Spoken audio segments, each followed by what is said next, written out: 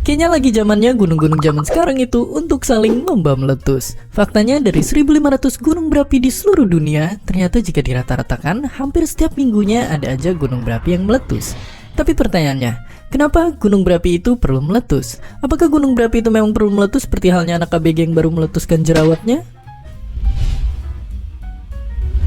Pendeknya, semua itu terjadi karena adanya tekanan dari bawah yang membuat gunung kemudian meletus. Tapi kenapa ada tekanan dari bawah? Tekanan dari bawah itu ada karena jauh di dalam isi perut bumi tersimpan sesuatu yang sangat panas. Jauh lebih panas dari goyangan dangdut yang suka ada di YouTube. Nah, karena inti bumi itu panas banget, singkatnya panas itulah yang memberikan tekanan ke atas, yang kemudian membentuk gunung berapi, dan saat nggak bisa nahan tekanan lagi, maka gunung berapi akan meletus.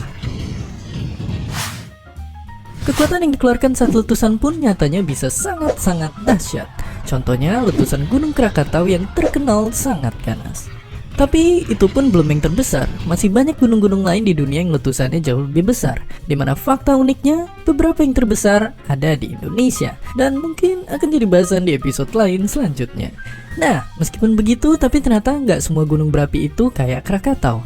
Ada juga gunung lainnya yang bisa tetap stay cool waktu lelehan dari perut bumi keluar dari kawahnya, yang bahkan beberapanya bisa ditonton dengan santai.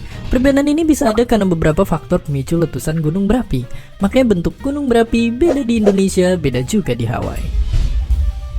Tapi tetap aja, kayaknya pas ngeliat semburan magma keluar dari kawah gunung bikin kita merinding, takut kegoreng. Tapi tunggu dulu, percaya nggak percaya saat musibah terjadi bukan lahar panaslah yang membuat banyak orang mati, tapi justru semburan awan panas khas gunung berapi di Indonesia lah yang membunuh banyak orang saat musibah. Dengan kecepatan yang mendekati kecepatan suara dan suhu yang bisa mencapai 1000 derajat Celcius, pastinya nggak ada satu hal pun yang bisa selamat dari terjangannya.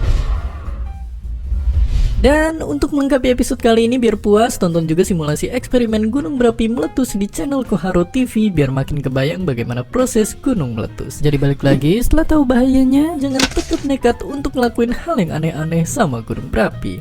Dan seperti biasa, terima kasih.